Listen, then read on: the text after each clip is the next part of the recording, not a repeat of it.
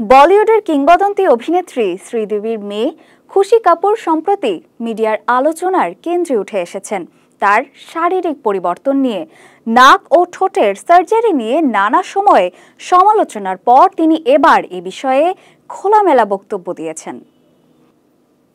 অভিনয়ে নিজের ক্যারিয়ার শুরু করার পর থেকেই খুশির নানা ধরনের নেতিবাচক মন্তব্যের মুখোমুখি হলেও এখন তিনি এসব নিয়ে নির্ভয়ে কথা বলছেন এবং তার ব্যক্তিগত পছন্দের প্রতি পূর্ণ আস্থা প্রকাশ করেছেন।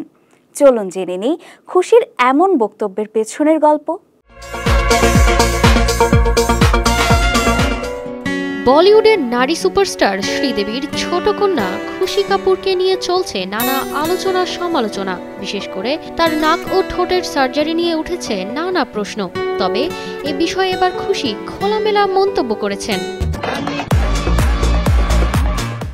শ্রীদেবী তনয়া জানিয়েছেন, প্লাস্টিক সার্জারি বা তার শারীরিক পরিবর্তন নিয়ে তার কোনো আফসোস নেই এবং এটি তিনি খারাপভাবে দেখেন না, বরং তিনি মনে করেন এটি ব্যক্তিগত পছন্দের ব্যাপার এবং যে কোনো মানুষের এমন সিদ্ধান্তকে তিনি সমর্থন করেন।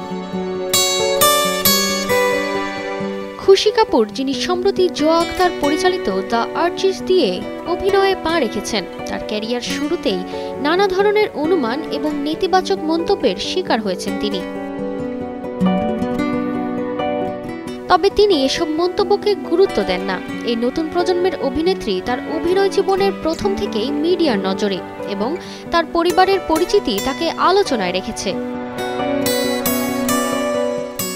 খুশি কাপুর 2000 সালের 5 নভেম্বর জন্মগ্রহণ করেন। তার বাবা চলচ্চিত্র প্রযোজক বনি কাপুর এবং মা প্রিয় অভিনেত্রী শ্রীদেবী। তিনি মুম্বাইয়ের ইকোলে মন্ডিয়াল ওয়ার্ল্ড স্কুলে পড়াশোনা করেন এবং পরবর্তীতে নিউ ইয়র্ক সিটির নিউ ইয়র্ক ফিল্ম একাডেমি থেকে অভিনয়ে 1 বছরের কোর্স সম্পন্ন করেন।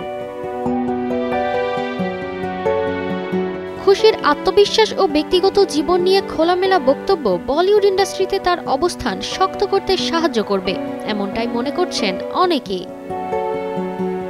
তারতিবা ফারুহি, কালের কণ্ঠ।